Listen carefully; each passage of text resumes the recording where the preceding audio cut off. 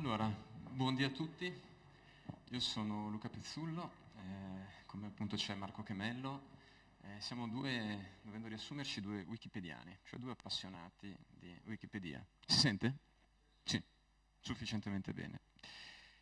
Cos'è Wikipedia? Lo sapete tutti, nel senso che Wikipedia di fatto è diventata nel corso degli ultimi anni una delle fonti di conoscenza e informazione letteralmente più diffusa sul pianeta. E da questo punto di vista Wikipedia è una di quelle cose che tutti sanno cos'è, ma non sempre si sa come funziona, come è nata, come si è sviluppata, come si può interagire in maniera critica, attenta, attiva nella costruzione del progetto collaborativo di Wikipedia. Wikipedia è un progetto che nasce nel 2001, nasce da un'idea anche abbastanza avventata in un primo momento. Due persone decidono di costruire, siamo a fine anni 90, primi anni 2000, due persone, tra cui uno il famoso Jimmy Wales, forse l'avrete sentito nominare, decidono di avviare un progetto enciclopedico su internet, ovvero sia prendere una serie di esperti di vari settori disciplinari, più disparati settori disciplinari, e coinvolgerli in un progetto di costruzione collaborativa di informazioni, di mettersi insieme con esperti di vari settori disciplinari e costruire insieme quello che è appunto un progetto enciclopedico. Fanno all'inizio una inferenza, una riflessione assolutamente condivisibile da un certo punto di vista. Come in ogni enciclopedia tradizionale, prendiamo degli esperti di questo settore, esperti riconosciuti, esperti accademici e quant'altro, e li mettiamo a scrivere insieme. Il vantaggio, l'idea originale, era di usare un software, Wiki, quello che poi ha dato MediaWiki, si chiama il nome tecnico, che permette alle persone di coscrivere insieme qualcosa di collaborativo. Tutti voi usate Word. Dentro Word sapete che c'è la funzione revisione collaborativa che permette a qualcuno di scrivere e risalvare i commenti su quanto scritto da qualcun altro. Wikipedia funziona così. È un'evoluzione ovviamente che permette a persone in tutti i continenti di coeditare, di editare insieme uno dopo l'altro, ma a distanza di pochi secondi, il testo scritto da una persona da un'altra parte del mondo e di renderlo complessivamente visibile in tutto il mondo. Lasciando, e poi vedremo come si fa in pratica, adesso sto proprio facendo due parole generali, lasciando anche però una cronologia dei contributi, in modo tale che anche se la versione che si vede è una soltanto, in realtà nascosto nel retroscena di ogni pagina di Wikipedia che avete consultato c'è la storia, la genealogia di quella pagina, di come è stata costruita mattone su mattone e di come ciascuno nel corso dei mesi o degli anni ha riscritto, revisionato, elaborato, limato, corretto, cancellato, aggiunto parti al lavoro fatto da qualcun altro. È veramente un modello di collaborazione molto forte da questo punto di vista, il cui principio di base è le competenze di più persone messe insieme in maniera ovviamente costruttiva e integrativa permettono di ottenere un risultato migliore o comunque più ampio e più articolato di quella che è la competenza di una persona. I due fondatori però avevano fatto un piccolo errore di calcolo, o quantomeno non si erano resi conto di una potenzialità che era stata sottovalutata, a torto o a ragione, quando avevano pensato al modello da usare. Loro pensavano che, ovviamente, come ogni enciclopedia, dovesse essere scritta da esperti già riconosciuti di quel settore. Se voglio scrivere una voce, ad esempio, sul tungsteno o sul vanadio, avrò bisogno magari che la scrivano dei chimici o degli ingegneri o dei fisici della materia, che potranno appunto portare le loro competenze scientifiche, accademiche, di ricerca e coscrivere insieme una voce enciclopedica. Succede che però il progetto si divide in due. Jimmy Wales propone che, quello lì forse l'avrete visto qualche volta, propone una cosa che all'inizio è veramente avventata. Perché lasciare la scrittura delle voci di un'enciclopedia solo a persone che sono già, tra virgolette, certificate, qualificate, caratterizzate da una competenza esplicita?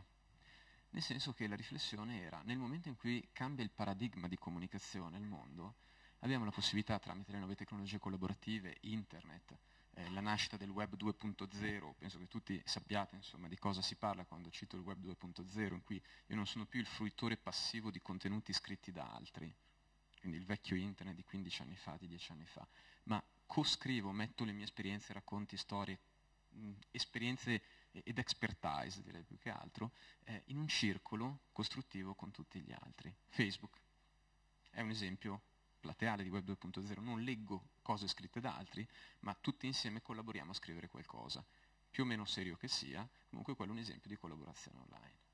Wikipedia in realtà da questo punto di vista ovviamente lo focalizza in maniera diversa. L'obiettivo è quanto potenziale, come diremmo oggi, dopo che sono state fatte anche delle elaborazioni teoriche su questo, quanto potenziale di conoscenze, informazioni, competenze sono diffuse a livello sociale tra milioni di persone che sono appassionate, affascinate, che lavorano in un dato settore, che hanno studiato in un dato settore, che sono incuriosite da un dato settore e nel corso dei mesi e degli anni hanno accumulato una serie di esperienze e di conoscenze in quel settore. In uno strumento che renda facile lo scambio di informazioni tra queste persone potrebbe anche permettere di liberare questo tipo di potenziale di competenze, appunto creando tramite una piattaforma che è MediaWiki una piattaforma comune condivisa in cui ciascuno può mettere il suo bit di informazione, la sua esperienza, la sua competenza specifica, che può essere anche minima, però magari diventa additiva o compensativa rispetto alle conoscenze di altri. Io posso essere espertissimo di storia della ceramica, però non so tutto di storia della ceramica. Ci può essere l'oscuro appassionato e collezionista ad Ancona, più che a Torino, più che ad Agrigento, che si occupa della storia della ceramica dell'Ottocento, ha passato 30 anni della sua vita a collezionare ceramiche dell'Ottocento e ha una competenza integrativa rispetto alla mia, che può anche essere solo su alcuni dettagli, ma che io ad esempio non conosco. A questo punto perché non utilizzare e fare leva anche sulla sua conoscenza, integrandole in un tessuto di co-costruzione, ad esempio di una voce informativa sulla storia della ceramica, in cui non solo uno, due o tre autori certificano, come dire, le conoscenze interne, ma le conoscenze di tutte vengono fattivamente messe in comune.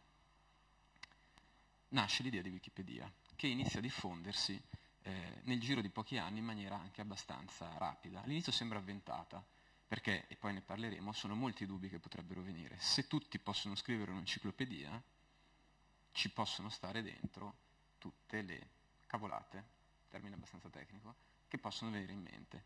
Lasciare aperta la scrittura di un'enciclopedia che in un certo senso dovrebbe avere un certo tipo di livello qualitativo, espositivo, informativo, che dovrebbe rispondere a precisi criteri epistemologici, espositivi, di trattazione di una materia, rischia di avere all'interno una serie di errori. Non c'è nessuno che certifichi centralmente la qualità di quanto scritto. In un'enciclopedia tradizionale c'è un comitato editoriale, c'è un esperto che scrive, un comitato editoriale che revisiona quanto è stato scritto. È difficile, nell'idea tradizionale, che gli errori passino in un'enciclopedia. Se il mio giornalaio può scrivere la storia della ceramica e nessuno controlla con un potere di, diciamo così, censura, redazione, revisione editoriale, il rischio che poi ci troviamo con voci inutilizzabili perché piene di imprecisioni, errori, punti di vista parziali, è un rischio. Se ad esempio andiamo sulla voce olocausto, sfrutto in questa modalità collaborativa, tanto per scegliere un argomento non controverso, questa voce, se un'enciclopedia, probabilmente sarà scritta da un esperto di storia contemporanea. Su un'enciclopedia collaborativa senza filtri, senza criterio editoriale, proviamo a pensare accessibile da chiunque in tutto il mondo e molto diffusa. Poi do un paio di dati sull'utilizzazione e la diffusione di Wikipedia al momento attuale a livello internazionale come uso, come dati d'accesso. Se questa voce fosse scritta da un gruppo di negazionisti di estrema destra, potrebbero ovviamente fare una serie di cose molto spiacevoli, senza andare a vandalizzarla, cioè mettendo frasi spudoratamente false che chiunque riconoscerebbe immediatamente come false, ma qualcosa anche di più sottile. Inizio a mettere in dubbio tutta una serie di dati e di fatti, inizio a selezionare le fonti citate in maniera molto parziale, inizio a costruire una presentazione molto parziale della verità, dei dati di fatto. Questo è un rischio molto forte nel momento in cui poi, ovviamente, l'enciclopedia si vuole accreditare come enciclopedia neutrale. E questo è un rischio possibile.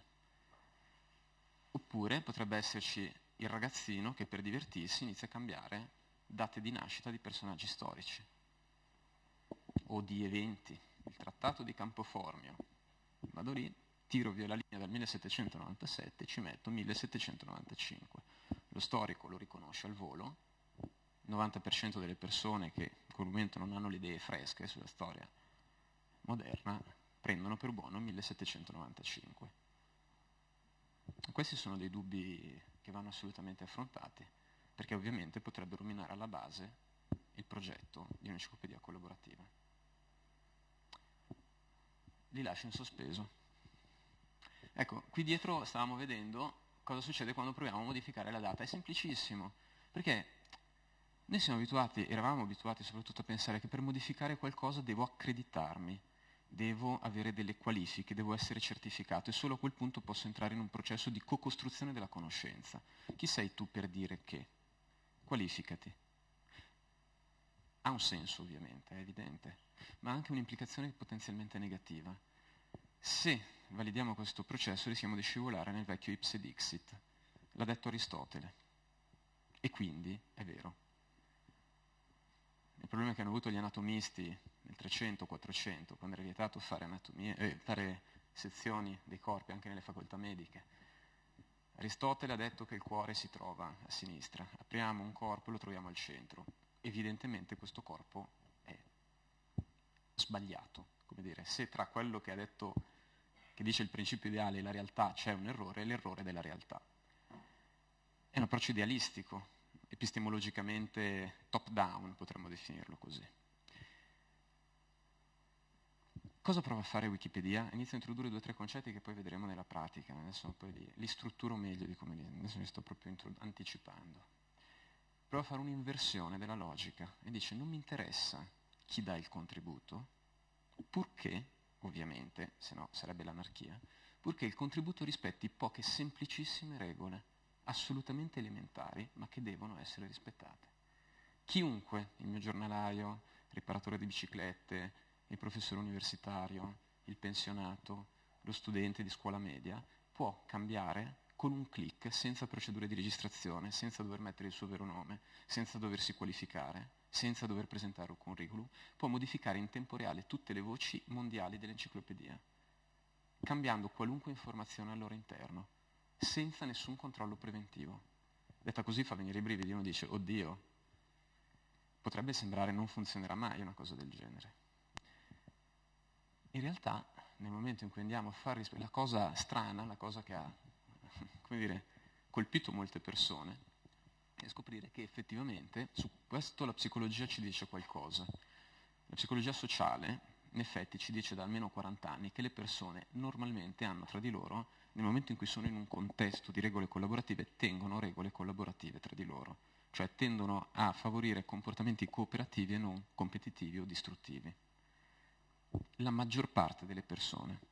Sappiamo che l'1-2% delle persone, anche in un contesto collaborativo, sarà ostruzionista, danneggerà per il gusto di danneggiare o quant'altro. Però al contempo questo vuol dire che il 98% delle persone terrà un comportamento costruttivo e nel momento in cui si sente coautore di qualcosa è il primo a volerlo tutelare.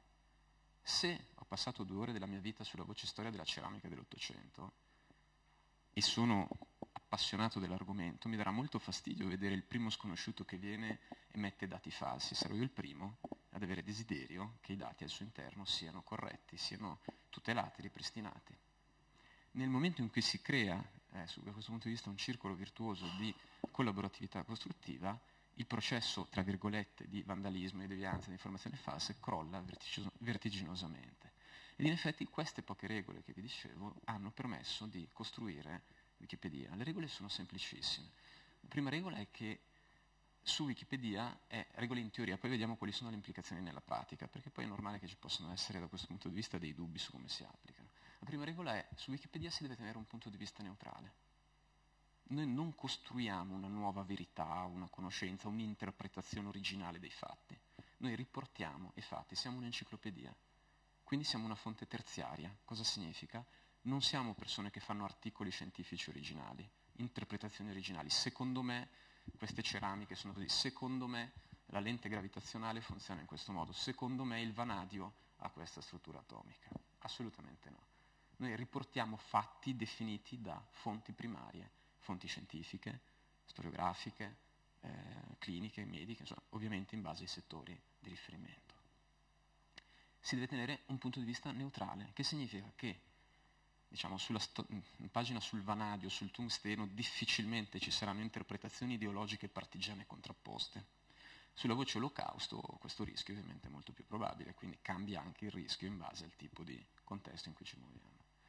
Però l'obiettivo e la regola che tutti assumono implicitamente è, che devono assumere se vogliono contribuire, mantenere un punto di vista neutrale, che non significa che uno non possa avere le sue idee personali rispetto a quello che va a scrivere, ma che tutto quello che scrive deve essere espresso espositivamente in maniera neutrale e fondato strettamente su fonti verificabili, fonti scientifiche, ad esempio nel caso di una voce scientifica. Che laddove ci sia una controversia rispetto al contenuto da inserire, perché può succedere, se qualcuno è mai stato a un convegno scientifico sa che, come dire, il dibattito scientifico a volte assurge a livelli che neanche le battaglie alla fine delle puntate di Asterix, quando nel villaggio si scatena la rissa finale, raggiunge. Sappiamo tutti che il dibattito può essere estremamente vivace anche in un contesto che si basa su un discorso di certificazione e confronto su dati fattuali verificati. A maggior ragione in un contesto collaborativo più esteso è più possibile. Ma anche qui ci sono delle regole. Ad esempio non è possibile, nelle regole dell'enciclopedia, attaccare qualcun altro sulla base delle sue idee o sulla base di un pregiudizio, tra virgolette, ideologico non fondato su dati di fatto. Si gioca magari duro sulla palla ma mai sul pallone. Si gioca duro sulla palla ma mai sul giocatore. Cosa succede se qualcuno inizia a giocare sul giocatore?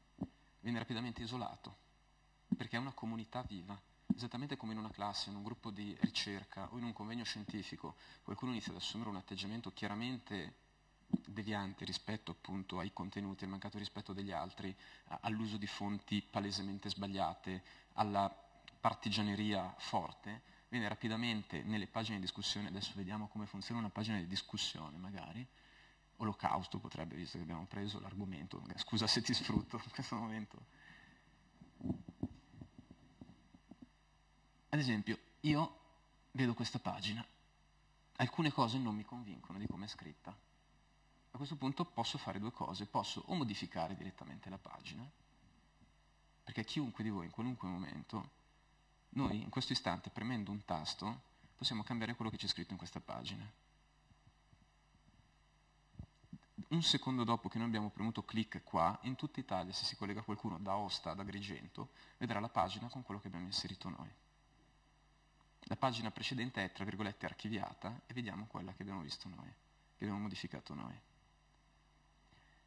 Se devo correggere una virgola, perché c'è un errore di virgola, è una correzione che posso fare senza nessun problema, questo è evidente. Chi ha scritto quel paragrafo l'ha scritto magari bene da un punto di vista fattuale, da un punto di vista formale si è dimenticato una virgola, e gliela aggiungo io. Chiunque di noi può correggere una virgola, una paragrafazione, formattazione o quant'altro. Certo che se però voglio mettermi a discutere delle ipotesi storiografiche interpretative, del revisionismo rispetto al negazionismo, la cosa è un po' delicata. Quindi in questo caso le policy dell'enciclopedia prevedono che sia opportuno discuterne nella cosiddetta PALC, pagina di discussione. Qui vediamo la superficie di Wikipedia, qui stiamo entrando nel retroscena. Premendo un clic cambia la prospettiva. La pagina che voi vedete di Wikipedia, nella maggior parte dei casi, è semplicemente la facciata. È la versione attuale su cui la comunità, tra virgolette, concorda. Dietro c'è lo spazio di costruzione del discorso, del confronto, del consenso, dei processi collaborativi tra decine, centinaia o anche migliaia di utenti che hanno partecipato all'editing di quella pagina. Qui, scorrendo questa pagina, assistete a tutte le discussioni che vengono fatte da parte degli utenti. Qualcuno, ad esempio, potrebbe dire non mi piace questa pagina, è troppo sbilanciata, sembra negare alcune cose dell'Olocausto, non ci sono fonti sufficienti, attenzione. Qualcun altro può intervenire e dire guarda, l'interpretazione storiografica sulla fonte A e sulla fonte B dice questo, controlla la fonte. Qualcun altro può intervenire e dire sì, è vero, però sono state presentate in maniera settoriale, manca la fonte C che va storiograficamente a cambiare questo aspetto. A questo punto non esiste qualcuno che dice sì, ma io sono docente di storia contemporanea e quindi la mia interpretazione è quella giusta. Voi chi siete? Qui scatta il meccanismo di Wikipedia, il meccanismo collaborativo, per cui su Wikipedia non conta chi tu sei, ma conti solo per quello che fai, ovvero sia, se tu sai portare fonti scientifiche accreditate, le esponi in maniera neutrale e in maniera, chiara, coerente, la tua argomentazione ha un peso che è assolutamente superiore a quella di una persona che arriva e dice Io ho 3 lauree su questo argomento e si fa così perché lo dico io, punto, senza fornire un'argomentazione del perché lo dico. Come dire, non mi interessa chi sei, ma quello che fai. Su Wikipedia si può editare come anonimi o si può usare un nickname, un nome di battaglia, che ovviamente dà, da un certo punto di vista, un livello di anonimità che uno potrebbe dire, a maggior ragione, nessuno sa chi sono, faccio quello che voglio. In effetti, se vediamo alcune, entriamo con un'utenza creata ad hoc 3 giorni fa, proprio per oggi. Il nostro Ulisse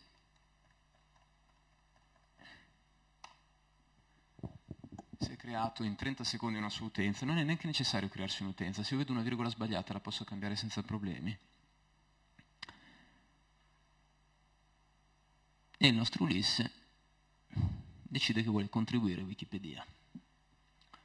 Va su Wikipedia e siccome il nostro Ulisse è una persona molto precisa, gli dà fastidio, iniziamo da una cosa semplice, vedere che c'è uno spazio di troppo lì. L'enciclopedia ovviamente non è un problema di formattazione, però insomma, un'enciclopedia fatta bene deve avere anche una forma di un certo tipo. Quindi il nostro Ulisse va su questa linguetta qui in alto, dove c'è scritto modifica, la potete fare ogni volta che andate su Wikipedia. Clicca e si trova all'interno della pagina. Questa è la matrix, come si suol dire, è la possibilità di intervenire su quello che si visualizza. Va qui dove ha visto questo spazio di troppo e lo toglie. Poi salva la pagina. 2 clic. Ho corretto, non c'è più lo spazio. In questo momento, fino a 30 secondi prima, chiunque si fosse collegato in Italia avrebbe visto la pagina, quella leggerissima differenza. Ovviamente invece di cambiare una virgola avrei potuto aggiungere un dato fattuale. Vi chiedo prima della fine di qualcuno è esperto della storia dell'istituto, se qualcuno ha un concetto, un'informazione fattuale da aggiungere, la aggiungiamo prima della fine della sessione. Devo dire che rispetto alla rilevanza dell'istituto questa pagina è molto scarna. Abbiamo pagine molto più ampie su argomenti molto più secondari. Però anche qui non c'è un vincolo, non c'è un criterio di importanza per cui bisogna prioritizzare certi aspetti dell'editing rispetto ad altri. Siamo tutti volontari, non c'è nessuno pagato, almeno per editare come utenze, per lavorare su Wikipedia. È una passione, sostanzialmente, una sorta di volontariato culturale. Si inizia per sbaglio, poi a volte ci si finisce dipendenti, c'è anche un famoso test di wikidipendenza che valuta il grado di dipendenza da Wikipedia. Nel momento in cui voglio aggiungere un'informazione lo posso fare. Nel momento in cui trovo un'informazione sbagliata aggiunta da qualcun altro, la cancello senza problemi. Se qualcuno adesso qui mi scrive, dovessi vedere che l'istituto è nato nel 1994, tanto per mettere un dato falso, non c'è nessun problema redazionale o editoriale. Apro la pagina, clicco modifico, cancellato, fine. Un secondo dopo l'informazione è assolutamente corretta. Questo dà una differenza notevole rispetto a un'enciclopedia. Adesso ovviamente sto facendo su una cosa banale, però ci dà una differenza importante rispetto a un'enciclopedia classica. In un'enciclopedia classica, se c'è un errore, non la si corregge più. Io compro l'enciclopedia e rimango con l'enciclopedia con l'informazione sbagliata. Con Wikipedia l'informazione è aggiornata in maniera permanente. Noi in questo momento non lo vediamo. Esistono degli strumenti che visualizzano in tempo reale le ultime modifiche effettuate al database di Wikipedia.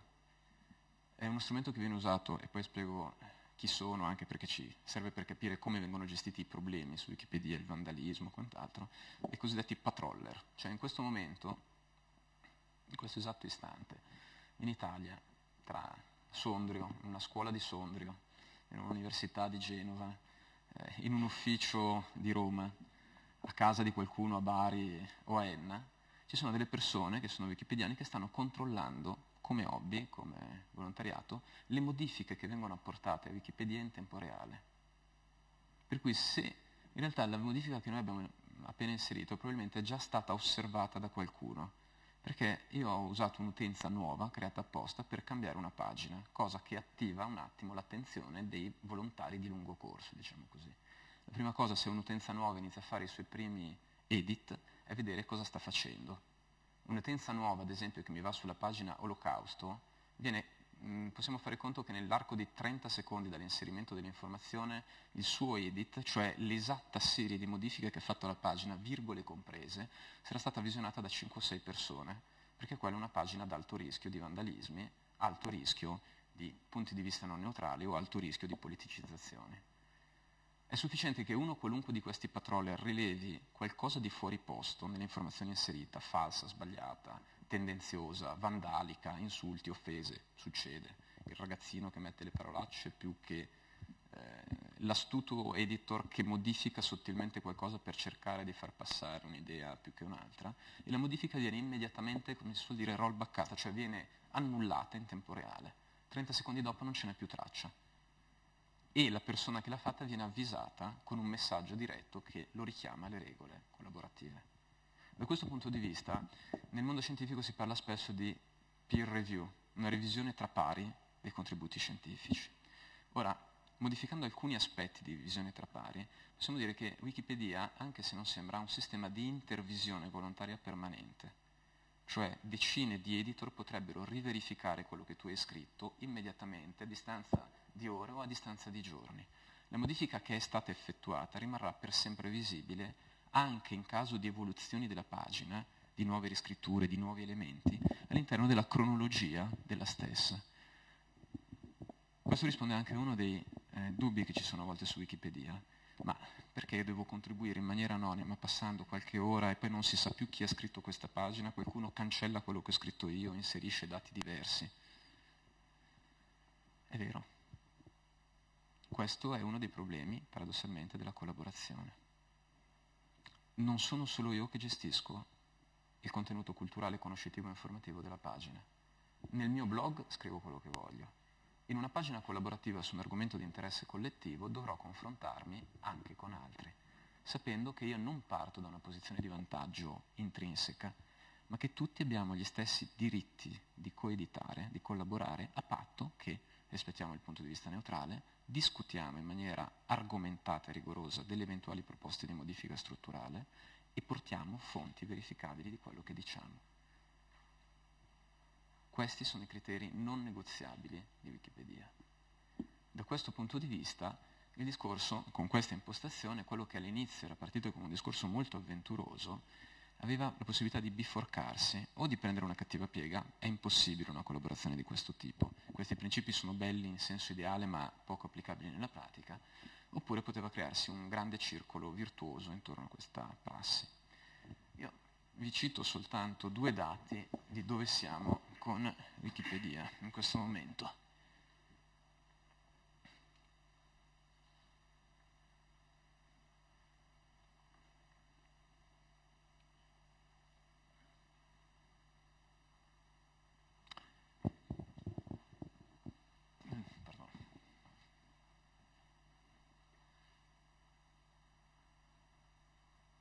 Questo era l'obiettivo di Jimmy Wales all'inizio, uno sforzo per creare e distribuire un'enciclopedia libera della più alta qualità possibile a ogni singola persona sul pianeta nella sua propria lingua.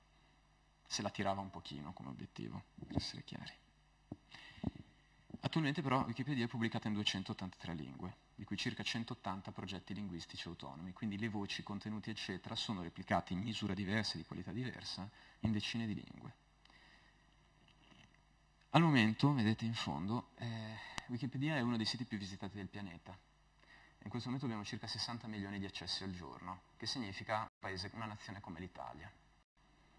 Quando Wikipedia è stata, il termine è sbagliato ma per intenderci, chiusa per sciopero a novembre, forse qualcuno se lo ricorda, per 48 ore Wikipedia è stata oscurata in Italia per le possibili implicazioni di un comma previsto in una proposta di legge, in un decreto, che avrebbe costretto a modificare in maniera strutturale alcuni dei nostri meccanismi di editing, rendendo di fatto impossibile gestire l'enciclopedia.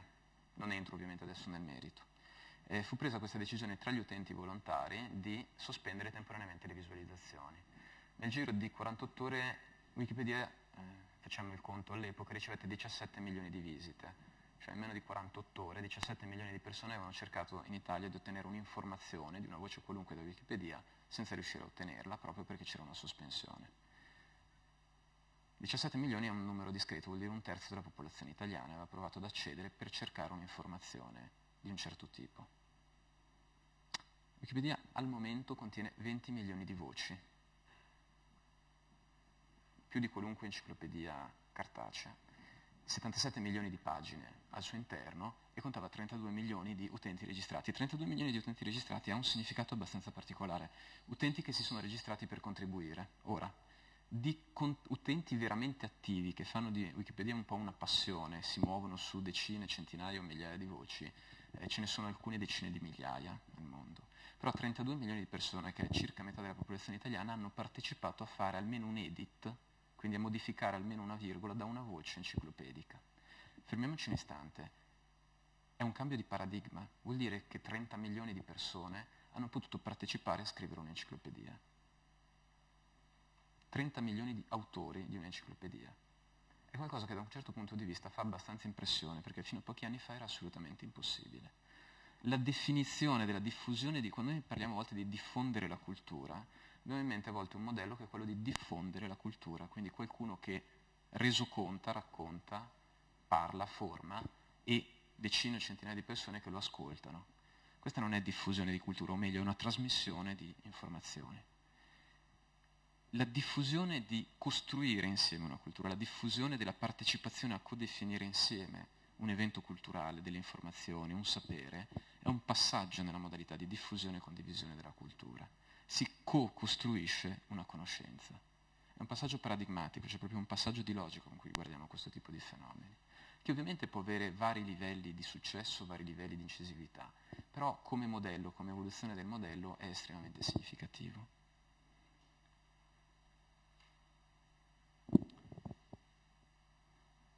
Noi abbiamo su questo un paradosso, perché si parla spesso della qualità dei contributi di Wikipedia. Ci è spesso detto che non ti puoi fidare di quello che c'è su Wikipedia perché potrebbe averlo scritto chiunque. Nel 2005 Nature, la più importante rivista scientifica mondiale, fa fare uno studio sulla qualità delle informazioni di Wikipedia, per cui chiede a un gruppo di revisori di valutare la qualità di una serie di voci, le stesse voci scientifiche prese dall'Enciclopedia Britannica, che come sapete è una delle più prestigiose enciclopedie del mondo, e da Wikipedia, senza dirgli da dove erano state tratte. Si chiama esperimento in ceco. Questi esperti scoprirono che in media le voci dell'Enciclopedia Britannica avevano 4 errori fattuali ciascuna. 3 errori fattuali ciascuna. 3 informazioni errate o comunque non aggiornate o comunque con dati sbagliati. Le stesse voci di Wikipedia ne avevano 4.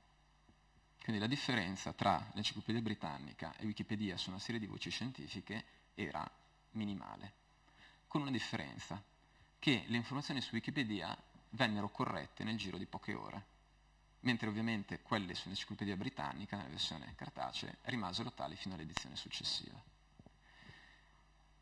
Questo vuol dire che Wikipedia può sostituire l'Enciclopedia Britannica o fonti scientifiche? Assolutamente no, infatti Wikipedia lo dichiara subito. Non siamo fonte primaria, siamo fonte terziaria, cioè noi andiamo a prendere quello che fonti qualificate hanno detto di dati e fenomeni. Non andiamo noi a valutare il peso specifico del vanadio o del tungsteno, prendiamo la fonte tecnica che l'ha certificato e indichiamo da che fonte è tratta. E se c'è un dissidio, questo è un vantaggio nella costruzione del sapere scientifico, se c'è un dissidio è questo o no è questo, nella cronologia della voce, per anni, per sempre, rimane l'elenco esatto di ogni singola virgola cambiata da ogni singolo utente, permettendo di andare a ricostruire a livello letteralmente di ogni singola virgola, modificata 7 anni prima, chi l'ha fatto e come in quel momento era fatta la voce, come l'ha modificata, permettendo un'immediata identificazione di responsabilità di modifica, e quindi creando una responsabilizzazione molto forte perché c'è una verificabilità e trasparenza totale dell'editing. In molti, io lavoro in un contesto universitario, in molti paper inviati a rivista non si capisce, anche con coautori, chi ha scritto cosa. Si deve fare sempre quella frasetta, chi lavora in contesti accademici lo sa, il paper è stato scritto in parti uguali oppure il paragrafo XY sono stati fatti dall'autore Z e viceversa. Su Wikipedia questo lavoro è però un'indicazione molto generica. Su Wikipedia riusciamo a ricostruire le singole virgole ricostruite in ogni singolo momento. Da un certo punto di vista questo è estremamente responsabilizzante, ma crea anche una certa cautela nell'editing. Chi si occupa di amministrazione del sito, e qui arriviamo a rispondere ad alcuni dubbi che a volte ci sono, arrivo dopo su questo, scusatemi. Chi si occupa di amministrazione del sito sa che le sue azioni saranno verificabili, gli saranno rinfacciate nei secoli a venire sostanzialmente. Qui siamo in una casa di cristallo di costruzione condivisa. Casa di cristallo, qualunque cosa io faccio, che è l'unico modo in cui io sarò conosciuto agli altri, non per chi sono, per il mio nome, per la mia qualifica accademica, ma per quello che ho scritto. Come dicevo prima, se io sono un collezionista di terracotte espertissimo, senza un titolo accademico, ma scrivo un'informazione ben verificata, ben strutturata, un paragrafo corretto, questa informazione diventerà patrimonio collettivo e condiviso di tutta l'enciclopedia mondiale. Se io sono qualificato in storia dell'arte e, cosa che succede, decido di inserire la mia interpretazione personale, soggettiva, magari di minoranza in ambito accademico, facendo leva sul fatto che io sono l'unico laureato in storia dell'arte tra gli utenti che stanno collaborando alla stesura della voce, il mio contributo può essere benissimo cassato nel momento in cui si evidenzia che io sto facendo un lavoro partigiano, senza che io possa far valere il mio titolo per imporre un punto di vista che nelle fonti, nella comunità scientifica è di minoranza. Noi abbiamo spesso situazioni di questo tipo, il cosiddetto spam scientifico, di persone che inseriscono contenuti, tra virgolette, per portare acqua al proprio mulino. Però, siccome gli utenti, non c'è un comitato di redazione di 1 o 2 persone, ma potenzialmente sono infiniti gli utenti che possono intervenire, ovviamente è molto più difficile far passare una visione partigiana delle fonti non affidabili, nel momento in cui a rivedere la mia voce saranno e potranno rivederla quel giorno, fra un mese o fra un anno, quindi diventa ben difficile far passare un'informazione così, per sempre nella penombra. Potrebbero essere 10, 20, 50, 100 persone appassionate, cultori di quella materia. E chiunque potrebbe rendersi conto dell'errore, basta che uno se ne renda conto e l'informazione può essere ridiscussa o rimodificata. Da questo punto di vista è un'intervisione che nella sua struttura è molto più lassa, più larga, però è molto più quantitativamente e interattivamente molto più forte di qualunque processo di peer review, cioè di valutazione tra pari. Ha i suoi difetti, però da questo punto di vista porta anche un paradigma leggermente diverso nella costruzione del sapere. E quando succedono degli eventi un po' critici, da questo punto di vista, qualcuno che viola regolarmente queste regole collaborative, falsifica dati, eccetera, ovviamente non glielo si fa fare. Se qualcuno viene e mi scrive, non so se fare quasi un vandalismo apposta, no, non lo facciamo. Vi potrei far vedere che se noi adesso usassimo quest'utenza, Ulisse, per scrivere frasi a caso all'interno di una voce, credo che nell'arco di 2 minuti in tempo reale vedremo che queste modifiche sono state tolte da qualcuno e ci è arrivato un avviso che ci prende per le orecchie dicendoci se vuoi giocare vai da un'altra parte. Se lo rifacessimo, scrivendo parole a caso, o cambiando una serie di date di nascita in biografia a caso, ad esempio, ci troveremo con l'utenza bloccata.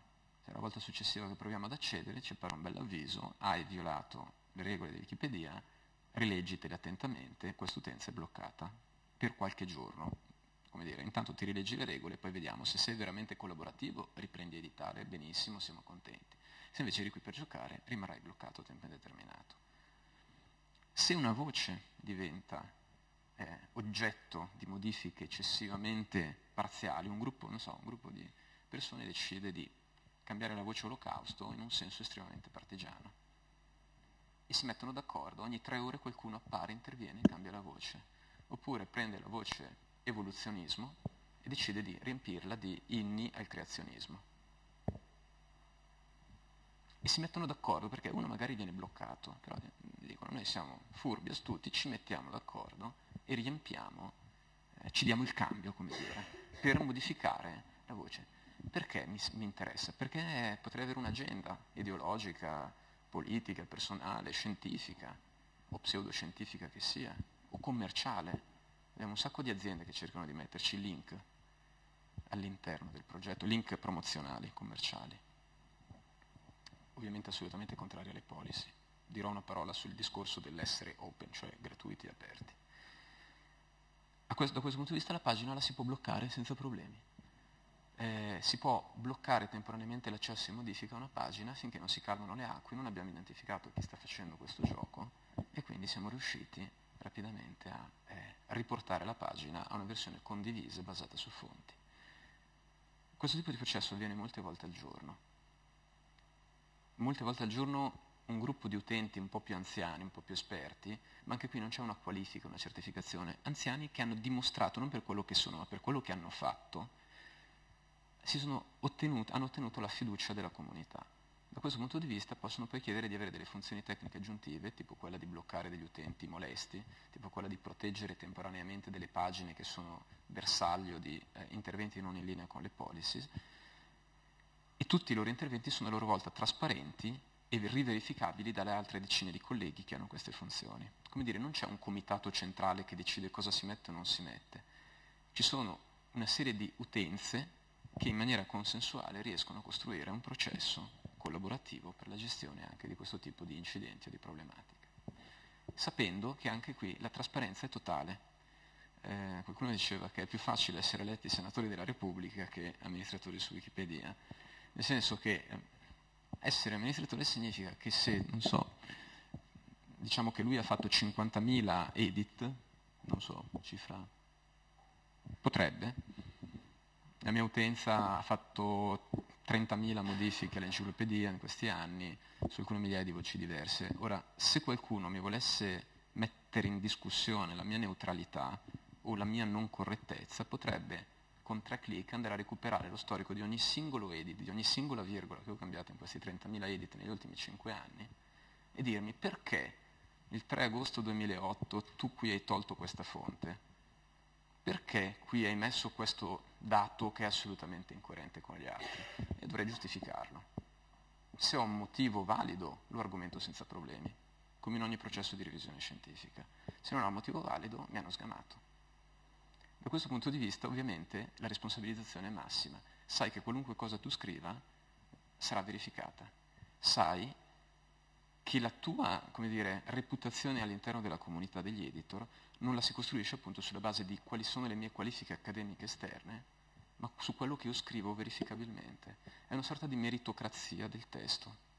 Su Wikipedia abbiamo alcuni tredicenni e quattordicenni che stanno dando dei contributi, tredicenni veri, che stanno dando dei contributi di una serietà incredibile e collaborano nelle pagine di discussione tramite pseudonimo con docenti universitari, con insegnanti di scuola superiore, con avvocati, con giornalisti, con medici. Su Wikipedia dietro i nickname c'è un'umanità completamente varia. Ci sono fisici, medici, architetti, psicologi, ingegneri, giornalisti, avvocati, docenti universitari di parecchie università italiane, semplici appassionati di un argomento, impiegati operai che ogni tanto si mettono davanti al monitor e scrivono. Ci sono dei nerd terrificanti, avete in mente i nerd, come teoria, appassionati incredibili di settori ultra specialistici.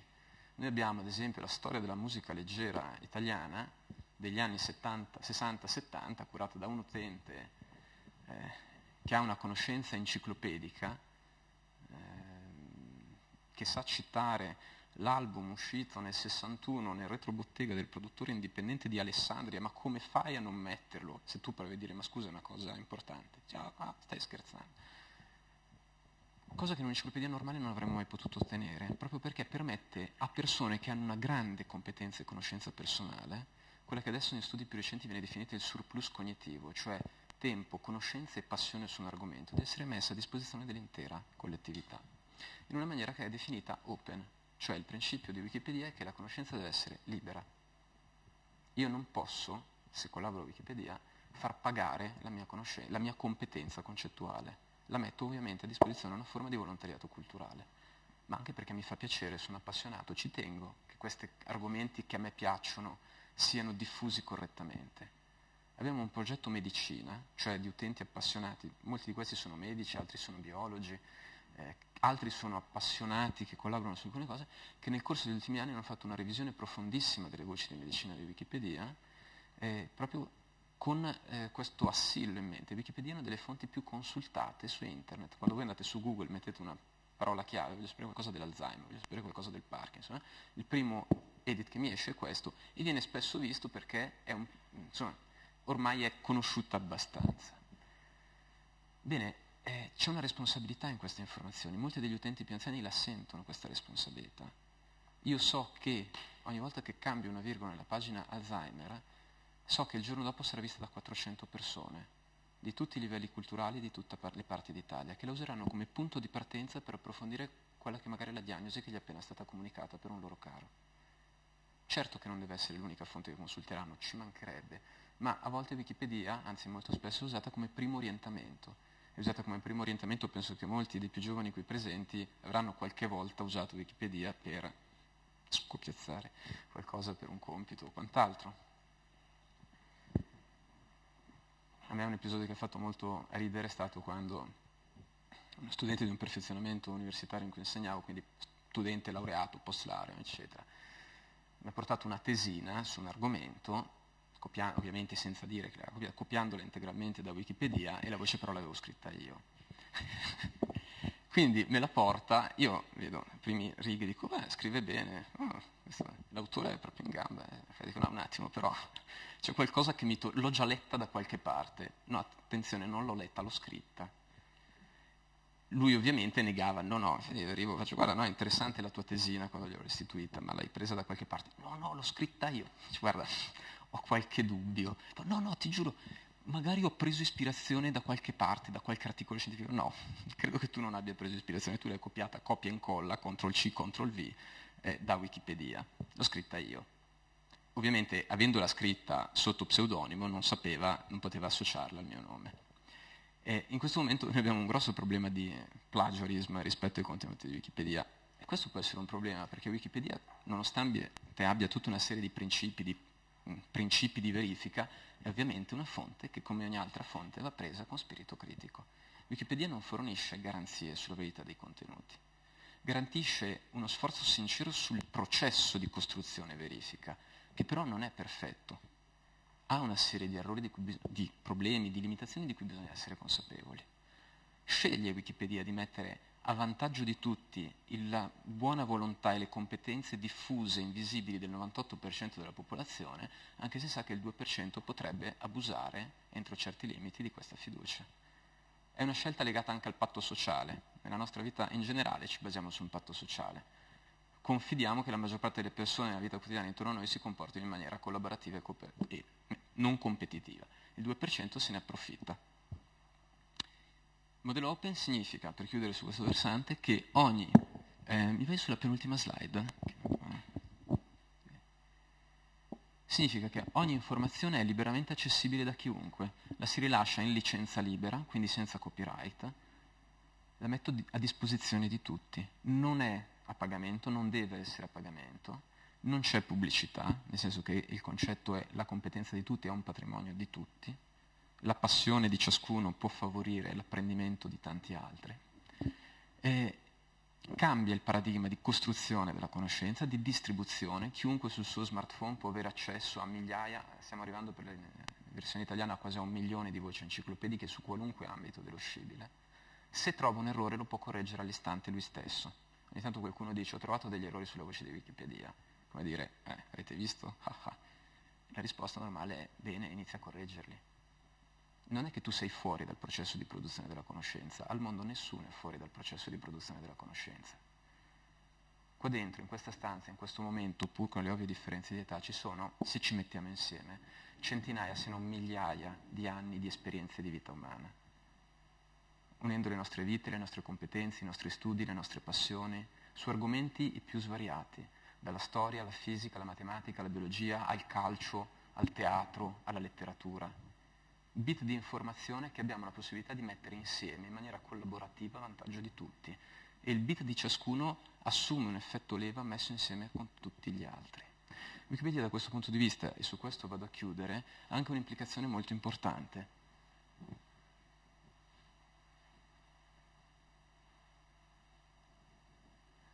Wikipedia nella formazione è un potente strumento educativo. Questo può interessare forse più agli insegnanti, perché Wikipedia realizza nella prassi quello che spesso noi teorizziamo e diciamo che dovrebbe essere.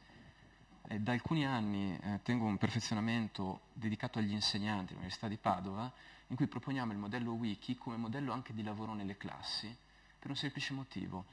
Se io do a un mio gruppo di studenti l'incarico di riscrivere o correggere o sistemare una voce, di storia dell'arte più che di filosofia, più che di matematica, avrò un gruppo di persone che da quel momento dovrà iniziare a lavorare in maniera collaborativa, che avrà un forte empowerment, cioè una forte attivazione e riconoscimento delle sue capacità di costruire e partecipare in ruolo attivo al processo di costruzione delle conoscenze.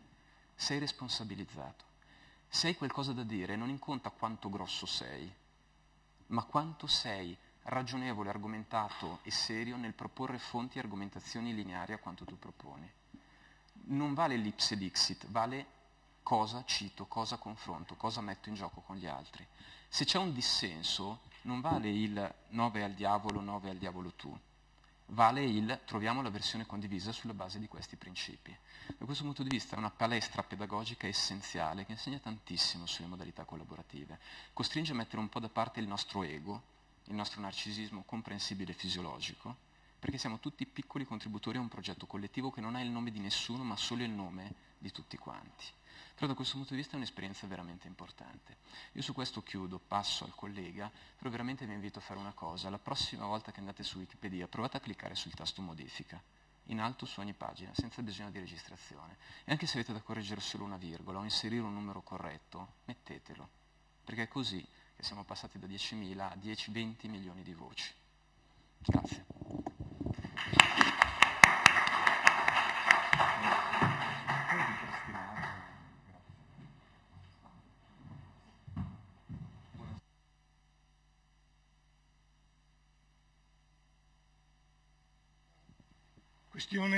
Ha citato la differenza, o meglio, la piccolissima differenza fra la voce dell'Enciclopedia Britannica e quella di Wikipedia, con 4-3. E forse, così le do un piccolo suggerimento più che una domanda, era il caso di dire che immediatamente il quarto errore è stato corretto, immagino, no? Quindi in un attimo, in qualche ora, siamo andati a pari con l'Enciclopedia Britannica.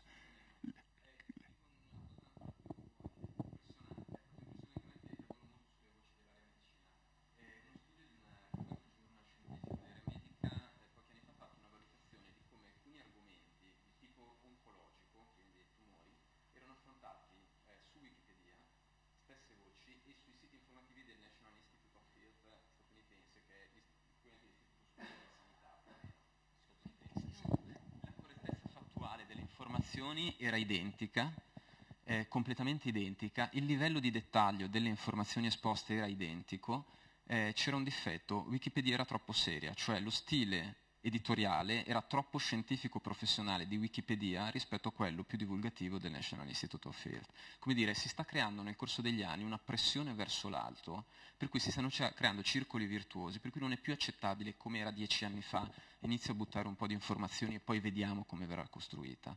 Iniziano ad esserci circuiti di editor che, ovviamente non in maniera omogenea su tutte le voci, perché poi sono poche migliaia di persone su centinaia di migliaia e milioni di voci, però comunque il livello medio, gli standard attesi si stanno alzando. Non posso scrivere una frasetta, buttarla lì in maniera casuale e ritenerla. Ci sarà qualcun altro che la riprenderà e la cambierà, qualcun altro che controllerà che non verrà vandalizzata, qualcun altro che aggiungerà qualcos'altro, qualcun altro che la collegherà a una fonte, in un processo realmente collaborativo.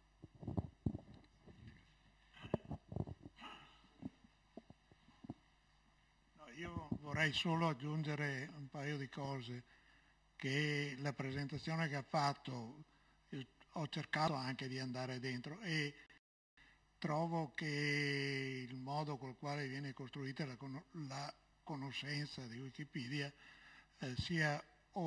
vada oltre i contenuti e in qualche modo esprima un auspicio sociale, nel senso che in effetti è così che si dovrebbe procedere. Ricordiamoci che il principio d'autorità è stato quello che ha portato avanti il discorso di Aristotele con tutte quante le conseguenze che ha avuto e con i danni che ha fatto Aristotele a sua insaputa e non come dicono i nostri politici, ma veramente a sua insaputa.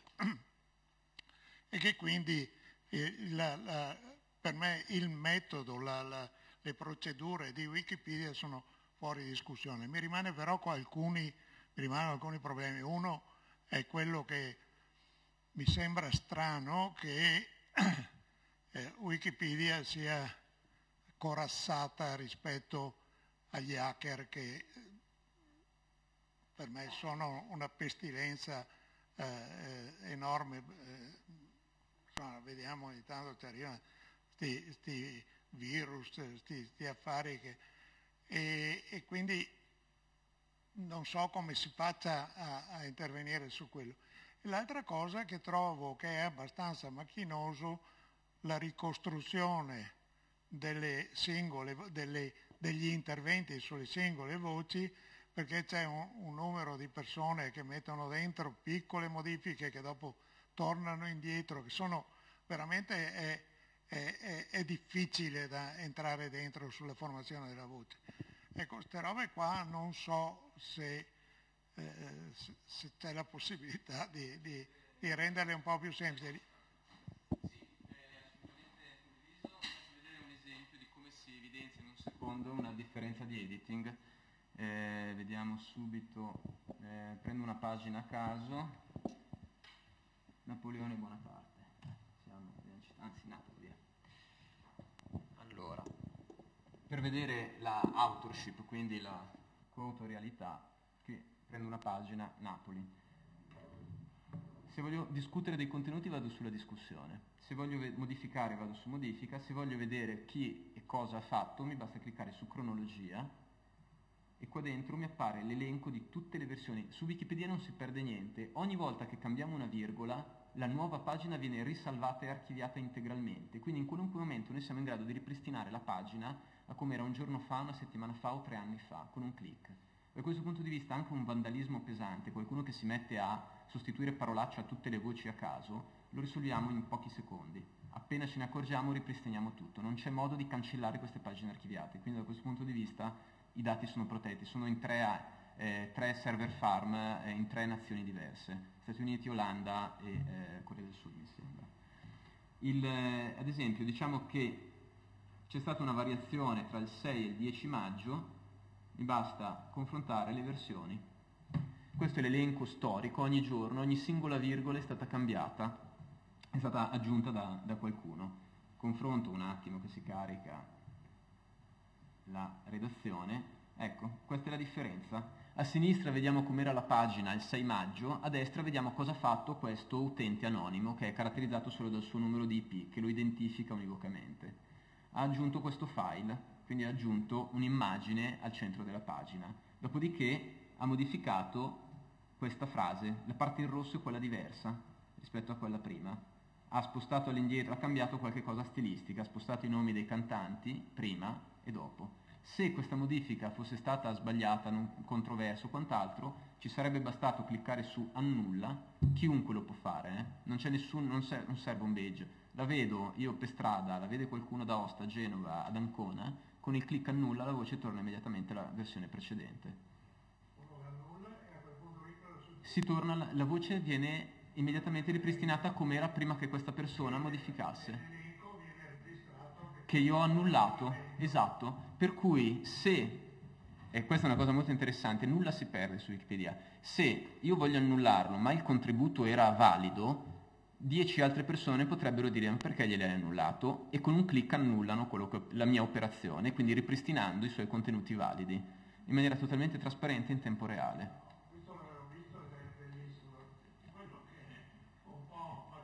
E vedere il cambiamento, sì. Nell'interfaccia sì, le prime volte può essere un po' disorientante perché, come dire, questo è il retroscena. Devo dire che anch'io le prime volte lo ero abbastanza, ci sono degli strumenti che permettono ad esempio di facilitare, ad esempio questo, semplicemente passando il mouse sul testo, mi fa vedere che cosa è cambiato, cioè è stato striscato, è stata cancellata questa frase, in un secondo vedo qual è stato il cambiamento.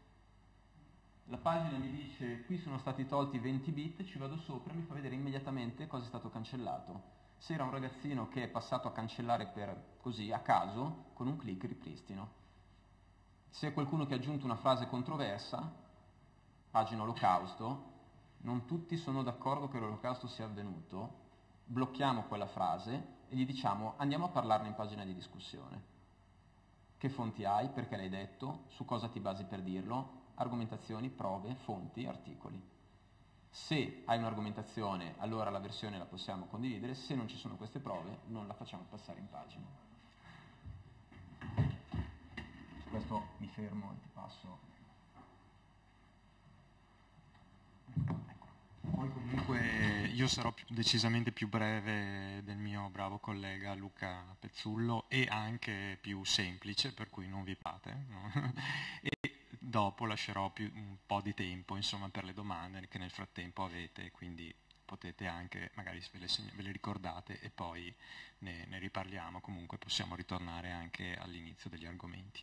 E mi presento brevemente, sono Marco Chemello e non sono un ricercatore universitario come il mio collega, sono un libero professionista che appunto ha la passione di Wikipedia dal 2004 e come appunto il collega nel tempo sono stato eletto tra gli amministratori di Wikipedia, che appunto come si è visto non amministrano niente ma semplicemente hanno delle funzioni tecniche in più, quindi noi non siamo moderatori e non siamo neanche censori in nessuna maniera, perché la comunità si automodera attraverso la discussione e la dialettica, quindi diciamo interveniamo solo in caso di vandalismi che ripetuti e sostanzialmente per bloccare quelle rare volte che serve le voci o gli utenti che insistono proprio tanto, insomma, ecco. Mentre normalmente i vandalismi possono essere annullati da tutti e pertanto di fatto siamo solo uno 0,02% di tutti gli utenti di Wikipedia, un centinaio di persone nella versione italiana, per cui online, l'importante è che online ce ne sia almeno uno o due ogni ora in qualsiasi momento del giorno e della notte e siamo a posto, quindi non serve molto, tutti volontari come tutti gli altri utenti di Wikipedia e quindi con gli stessi, diciamo, tra virgolette, diritti-doveri, ecco. Quello che di cui mi piaceva parlare, partiamo da un'ottica un pochino diversa a quella che abbiamo visto, è, visto che siamo all'interno di una istituzione culturale prestigiosa, che ha una storia prestigiosa, come le istituzioni culturali possono contribuire a Wikipedia. Fino adesso abbiamo visto che ognuno può contribuire a Wikipedia personalmente, individualmente, modificando, aggiungendo la propria conoscenza. Negli ultimi anni abbiamo verificato un fenomeno emergente che è la partecipazione sempre più massiccia, diciamo così, di istituzioni culturali o il desiderio comunque espresso esplicitamente di istituzioni culturali di partecipare in qualche maniera a arricchire Wikipedia o comunque utilizzare Wikipedia in qualche maniera. Ecco, questo è comprensibile anche in parte, logicamente, per il fatto che ormai la storia di Wikipedia è piuttosto lunga, come abbiamo visto è nata nel 2001, quindi abbiamo già celebrato l'anno scorso i 10 anni, e 10 anni in un sito su internet sono più di 100 che nella vita reale, no? Perché mediamente un sito internet quanto dura? 2-3 anni, ecco. Poi sparisce, ne nasce un altro, eccetera. Ecco. Grazie alla licenza libera di Wikipedia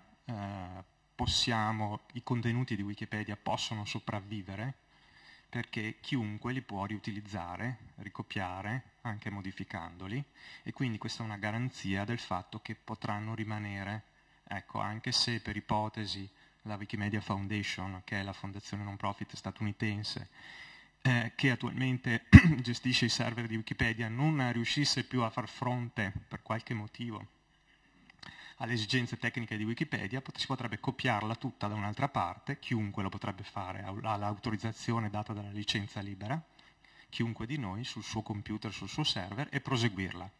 Quindi siamo abbastanza tranquilli sulla longevità, diciamo, potenziale di questo progetto di enciclopedia. Parlavo degli enti culturali e appunto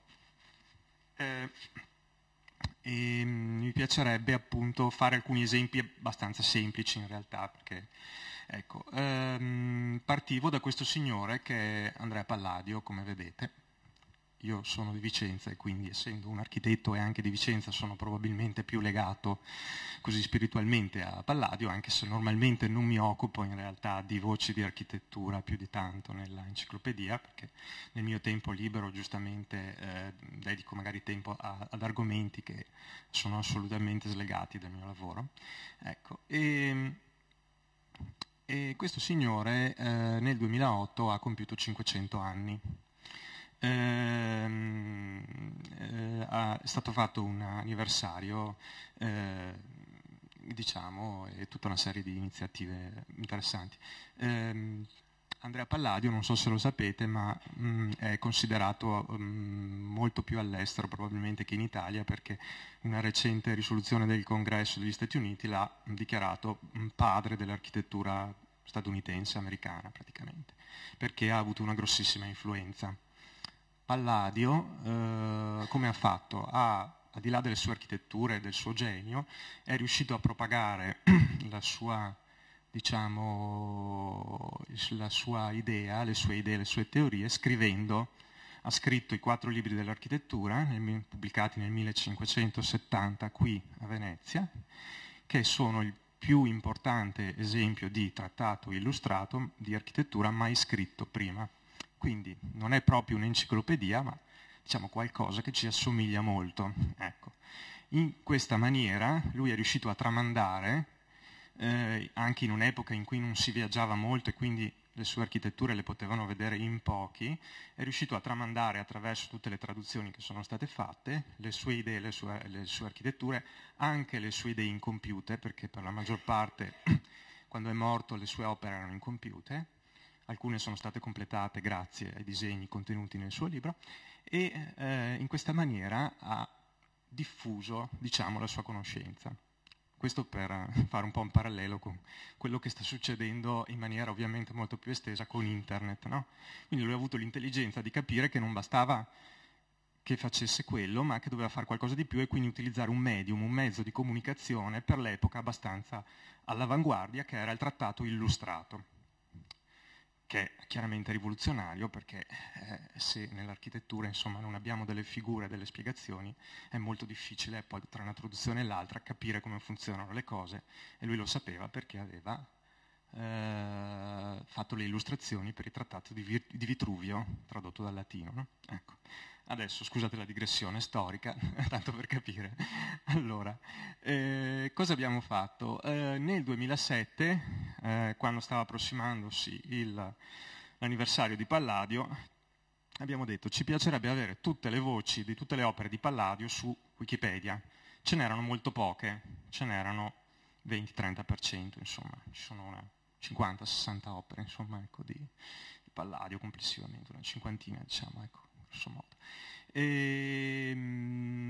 Invece che limitarci semplicemente a chiederlo agli utenti, così in generale abbiamo pensato io ho pensato, ma poteva farlo chiunque altro, di chiederlo a un'istituzione culturale prestigiosa che è il CISA, che è il Centro di Studi di Architettura Andrea Palladio a Vicenza, che è il massimo, diciamo così, la massima istituzione culturale su Palladio, assieme a un'altra a Londra, al Royal British Architects. E gli abbiamo fatto una domanda molto semplice, in realtà, anche perché all'epoca l'idea che le istituzioni culturali collaborassero a Wikipedia, parlo del 2007, era abbastanza strana, insomma, ecco. E gli abbiamo detto, nel vostro sito web avete delle schede su tutte le singole opere di Palladio, siete gli unici che ce le hanno, sono fatte molto bene, sono molto brevi, le possiamo copiare. Cioè voi ce le potete concedere con licenza libera, con la stessa licenza con cui è scritta Wikipedia? E loro hanno detto di sì, e questa diciamo, cosa molto semplice ha prodotto tutta una serie di risultati, diciamo, ecco. Quindi parto da questo esempio proprio semplice del 2007. Tra il 2007 e il 2008, un po' alla volta abbiamo cominciato a inserire dentro a Wikipedia le voci che mancavano sulle opere di Palladio, che sono una quarantina. Le vediamo un pochino più in basso, scendendo, ecco. ancora un pochino, ecco, queste sono tutte le nuove voci che abbiamo inserito, vedete, possiamo anche vederne qualcuna, non è importante, ecco, vedete, questa per esempio, ecco, questa sulla Cappella Valmarana, che è una cappella all'interno di una chiesa, semplicemente, ecco, per esempio. Voi capite che questa cosa, al di là del fatto del numero delle voci, ha un'importanza notevolissima, perché questo materiale, venendo da fonte così prestigiosa, era sicuramente molto più accurato rispetto a quanto avremmo potuto redigere noi, diciamo, in maniera diversa, consultando 10.000 libri, vecchi, nuovi, quelli disponibili, andando in biblioteca, eccetera. Non è che non l'abbiamo fatto, è stato integrato. C'erano già alcune voci, queste voci sono state integrate, cioè non è che sono state riscritte da zero, semplicemente abbiamo aggiunto il materiale che era stato reso disponibile e abbiamo corretto ovviamente dove serviva. Abbiamo costruito una cronologia delle opere di Palladio che mancava e questo ha permesso che nel 2008, quando appunto c'è stato il 500° anniversario della nascita di Palladio, parecchie migliaia, milioni di persone quando andavano sul web, vedevano chiaramente il sito del CISA e Wikipedia, ma generalmente Wikipedia viene prima nelle ricerche, no? Ecco, per cui hanno avuto la possibilità di usufruire di informazioni sicuramente corrette, diciamo, ecco. Questo senza impedire agli altri utenti di aggiungere delle cose, perché poi sono state aggiunte delle altre cose. Come dicevo, le voci sono molto brevi, erano molto brevi, perfette per un'enciclopedia, specie nel 2007. Adesso le voci sono molto più lunghe, mediamente le voci di Wikipedia sono molto più lunghe di un'enciclopedia cartacea, se avete notato. Cioè un'enciclopedia cartacea, mediamente, una voce è lunga così. Wikipedia è lunga parecchie schermate di solito, no? Tranne le voci magari appena iniziate, ecco. Perché cosa succede? C'è un processo di accumulazione nel tempo, le informazioni si accumulano. Sì, può darsi che alcune vengano cancellate, ma di solito vengono cancellate solo se c'è un motivo, cioè se sono sbagliate, o se vengono sostituite da una forma migliore per dirle. E quindi di fatto non viene cancellato niente, tutto si accumula, perché purtroppo anche le trame dei film tendono a diventare un po' troppo lunghe per la mia opinione, ecco, per i miei gusti. Comunque, tornando all'opera di Palladio, abbiamo fatto questo lavoro qui. La voce di Palladio c'era già, anche quella è stata un po' integrata, non è ancora fantastica, però ecco, vedete che qui c'è la cronologia delle opere, eccola qui, vedete, ecco, questa qua l'abbiamo fatta sulle fonti. Ovviamente noi potevamo già utilizzare la fonte, diciamo, ecco, perché la potevamo già utilizzare e citare, ma questo ci ha permesso proprio di utilizzare interi brani completi che poi possono essere modificati, migliorati, ampliati. Ecco. Questo perché? Perché grazie alla licenza libera. Il concetto di licenza libera che dicevamo prima è fondamentale ed è alla base di Wikipedia. Se non c'è la licenza libera, c'è questa specie di contratto tra di noi che ci dice che quello che io scrivo tu lo puoi modificare per migliorarlo, non si può fare niente perché noi siamo altrimenti prigionieri di un diritto d'autore pensato per l'epoca, diciamo, in cui esisteva solo la stampa tipografica e solo gli editori potevano pubblicare ed erano autorizzati a pubblicare dallo Stato, un diritto d'autore molto monolitico, pesante, estremamente rigido, che non permette di fare molte cose che nell'epoca di Internet si possono fare. Ecco. Quindi il sistema di inventare una licenza libera, che è un sistema derivato dal software in realtà, abbiamo preso le licenze che si usavano per scrivere i programmi e le abbiamo adattate per scrivere Wikipedia. E questo sembra una cosa normale, ma è strana. Ovviamente all'epoca di Palladio chiunque era libero di prendere i libri di un altro, copiarli, tradurli, senza dargli i diritti d'autore, senza chiedergli il permesso. Adesso ovviamente no.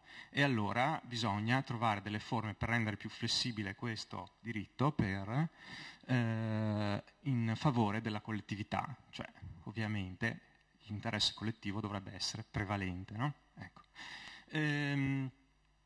Ecco, come vedete poi ci sono anche delle immagini di fianco, vedete, ecco, quelle le hanno scattate i wikipediani. Oltre appunto a tutta una serie di testi, il CISA ci ha fornito anche una 80-90 immagini storiche quindi tratte da opere storiche o di Palladio, dei, diciamo così, discepoli e studiosi di Palladio sui suoi cosi, ma per le foto noi abbiamo fatto da soli, nel senso che un po' alla volta anche i turisti passando eccetera o semplicemente venivano, fotografavano e facevano. Per esempio conosco un signore norvegese che fa il programmatore, che si chiama Hans, che è venuto apposta in Italia più volte, perché lui è appassionato di Palladio e delle ville di Palladio, apposta per fotografare tutte le ville di Palladio. Ha preso tutte le foto e le ha caricate tutte su Wikimedia Commons, che è il magazzino multimediale di Wikipedia, e da lì le abbiamo potute inserire mano a mano che scrivevamo tutte le voci dentro le voci. Quindi tutte le voci su tutte le opere di Palladio hanno sia i disegni che le fotografie, quindi decisamente un apparato iconografico estremamente, come dire, adeguato per una voce di architettura che si deve anche poter vedere, non basta solo descrivere un'architettura, bisogna minimo descrivere dei dettagli, insomma, eccetera. Ecco. Questo lavoro ovviamente di Wikipedia non è mai finito. Quindi, però, avete visto, l'idea base è stata semplice, quindi il primo modo, il primo livello con cui una istituzione culturale può contribuire a Wikipedia è mettere a disposizione i propri contenuti culturali, cioè i contenuti culturali che produce l'istituzione, di cui ha i diritti d'autore, per Wikipedia o per altri progetti. Ovviamente non tutto è adatto per un'enciclopedia, i saggi sono troppo lunghi, però alcune parti, magari anche marginali sull'argomento principale di un saggio, tipo l'introduzione, vanno molto bene perché spiegano dei concetti generali che possono andare bene per Wikipedia. Ecco, questo, la licenza libera significa che chiunque ha il permesso di riutilizzare questi contenuti per scopo non commerciale e anche commerciale, e questo fa storcere un po' la bocca a qualcuno, e purché ovviamente rispetti i diritti morali, che i diritti morali rimangono impregiudicati, e citi la fonte. Ecco, quindi ci sono delle condizioni precise.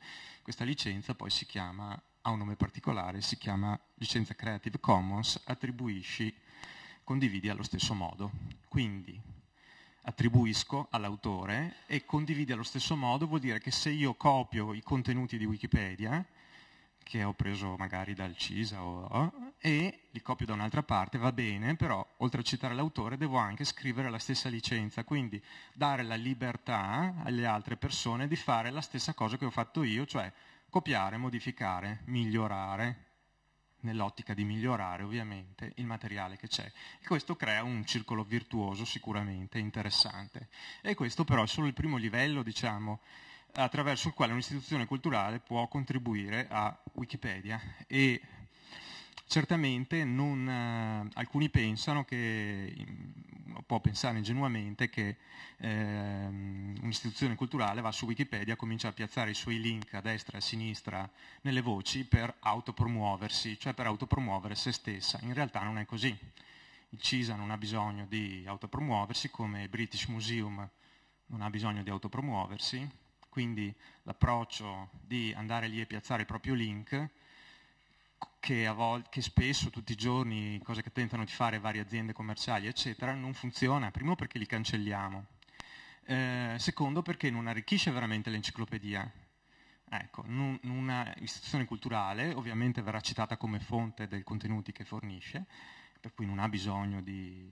Ma il vero motivo per cui dovrebbe usare Wikipedia è che così raggiunge la sua mission, cioè la diffusione dei suoi contenuti culturali, quindi raggiunge l'obiettivo. Siccome un'istituzione culturale tipicamente è non profit, il suo obiettivo non è quello di fare soldi, i soldi sono solo un mezzo per produrre della cultura, quello che gli interessa è diffondere la cultura. La cultura si può diffondere anche attraverso Wikipedia, ovviamente non solamente, ecco, però una parte, quella data per l'enciclopedia, si può fare.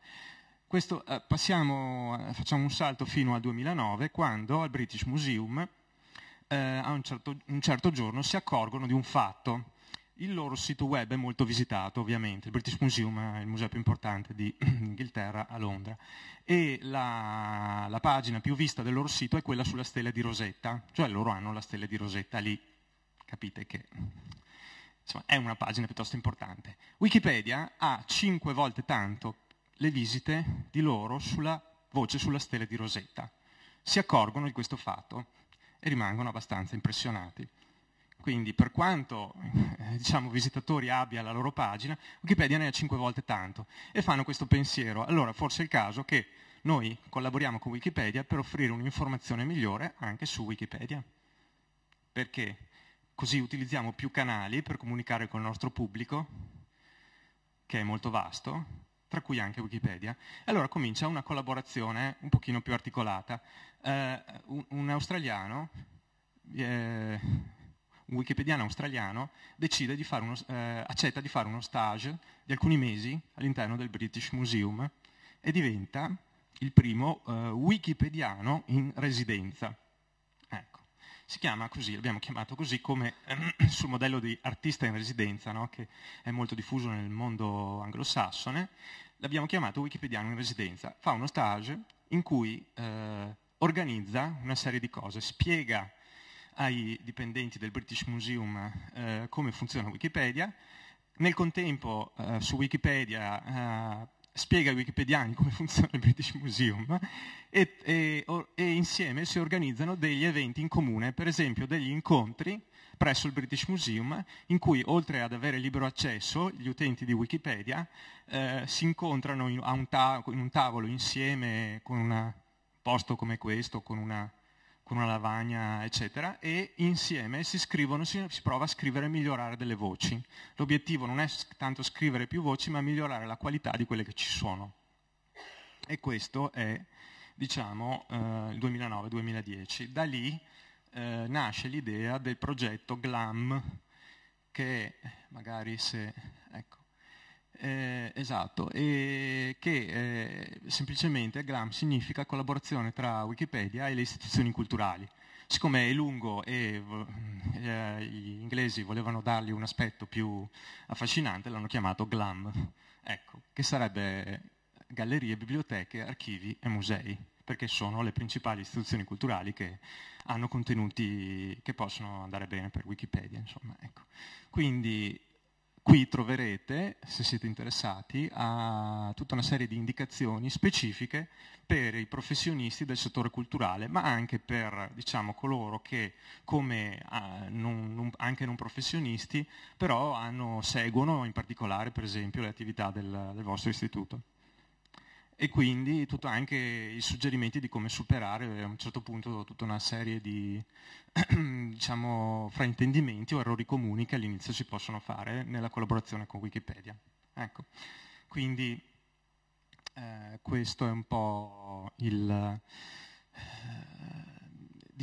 eravamo arrivati appunto al 2009-2010. Adesso volevo far vedere, questi progetti ovviamente nel frattempo si sono moltiplicati perché sempre più istituzioni, eccoli qua, vedete, esatto, vedete, eccole qua, ci sono sempre più istituzioni, vedete, che stanno collaborando con Wikipedia. In Africa ci sono queste, per esempio, in America settentrionale queste altre, per esempio il Museo dei Bambini di Indianapolis, che è il più importante museo dei bambini al mondo, il MoMA, la Biblioteca di New York, lo Smithsonian, che insomma è un'istituzione importante.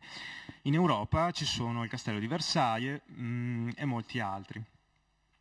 Ovviamente non è indispensabile che vengano fornite solo testi, ma anche immagini. Per esempio, alcuni anni fa l'Archivio federale tedesco, il Bundesarchiv, ha donato 300.000 immagini a Wikimedia Commons del suo archivio storico. Non è che ha smesso, lui le vende anche queste immagini, l'archivio, per giustamente finanziarsi, no? Le ha date in licenza libera a una determinata risoluzione non altissima. In questo modo può continuare a vendere le versioni in altissima risoluzione che possono servire per la stampa professionale. Ha raddoppiato il numero di vendite in questa maniera, smentendo il fatto che se tu dai una cosa gratis in realtà perdi dei soldi. Non è vero nel caso di internet. internet ne hanno guadagnati il doppio, e quasi tutte le voci sulla storia tedesca e la maggior parte delle biografie sulle personalità della storia tedesca adesso attualmente riportano almeno una foto tratta dall'Archivio Federale Tedesco. Quindi se andate a vedere poi trovate, quindi è molto interessante. Questo è un esempio ovviamente più su larga scala, insomma, ecco. Verrei in tempi più recenti e verrei anche all'Italia, perché l'anno scorso è nato un progetto un po' più strutturato che si chiama Share Your Knowledge, con l'idea di farne anche un progetto internazionale, vedete? Eccolo. Quello lì, esatto, sì, clicca pure lì, ecco, perfetto. Share Your Knowledge è semplicemente un percorso strutturato che si offre alle istituzioni culturali, invece che a gestirlo a livello solamente di volontari, perché questa è una cosa già, insomma, costruire lì tutta una serie di percorsi, di idee, di contatti, eccetera. Una fondazione milanese, la Fondazione Lettera 27, ha finanziato questa cosa, a sua volta ha chiesto alla Fondazione Cariplo di finanziarla e la Fondazione Cariplo l'ha finanziata per 2 anni, per cui diciamo si esce dal puro aspetto, diciamo, volontaristico, che a volte è molto limitante, no? E rimanendo chiaramente nel non profit, e questo permette di fare un salto di qualità e quindi di creare un team di persone che lavora sul progetto, e quindi di creare per esempio tutta una serie di linee guida che sono disponibili per tutti, anche per voi ovviamente, per gli enti culturali che da adesso in poi vogliono collaborare a Wikipedia, e quindi qui c'è un percorso, diciamo, in 3 punti e tutta una serie di cose che permettono di capire cosa si fa, come si fa, eccetera. A volte si scopre che ci sono delle cose più facili di quello che si pensa, a volte ci sono dei passaggi più difficili di quelli che ci si immagina. Ecco. In realtà quindi abbiamo capito che il coinvolgimento degli enti di Wikipedia è molto flessibile, nel senso che è l'ente che decide quanto e come collaborare con Wikipedia e che cosa dare e che cosa non dare. D'accordo? Nessuno ha mai chiesto all'ente di rilasciare tutti i suoi contenuti con licenza libera, perché questo anche da un punto di vista della gestione dei diritti d'autore sarebbe un problema, d'accordo? Però intanto si comincia con alcuni, come vi ricordate le voci su Palladio del CISA di prima, no?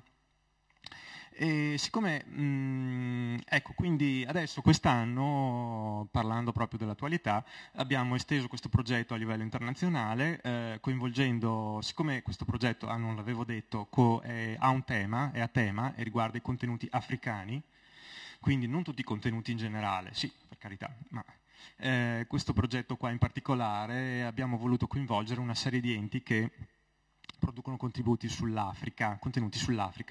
E purtroppo Wikipedia, come tutte le enciclopedie scritte un po' in maniera occidentale, no? Anche l'idea di enciclopedia un po' occidentale, è un po' carente su molti argomenti ancora, per esempio l'Africa, la cultura africana, perché ovviamente considerate la diffusione minore che c'è di internet in Africa, anche se adesso appunto un po' alla volta si sta diffondendo.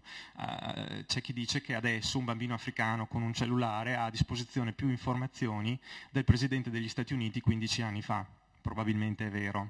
Ecco. Quindi questo fatto, siccome Wikipedia è scritta in 283 lingue per il momento e qualcuna in più, allora forse l'idea è anche quella di scriverla in altre lingue che sono parlate in Africa, no, ovviamente. Quindi siamo partiti dall'Italia e adesso appunto stiamo facendo anche degli altri lavori con parecchie istituzioni culturali. L'obiettivo, e chiudo su questa cosa, l'obiettivo di questo progetto Share Your Knowledge, che fa parte di Wikiafrica, è quello di creare 30.000 nuovi contributi per Wikipedia entro la fine di quest'anno, coinvolgendo 50 istituzioni culturali di tutto il mondo. Ecco, farei l'ultima cosa, siccome era una domanda che mi era stata fatta, per capire, cioè esiste solo Wikipedia? No, non esiste solo Wikipedia. In realtà, diciamo, da Wikipedia, che è nata nel 2001, negli anni successivi sono nati un po' per gemmazione tutta una serie di progetti, sempre, diciamo, gestiti dalla Wikimedia Foundation, che si occupano di aspetti diversi, perché non tutto si può stare dentro su un'enciclopedia. Per esempio i testi originali, integrali, non possono stare su un'enciclopedia.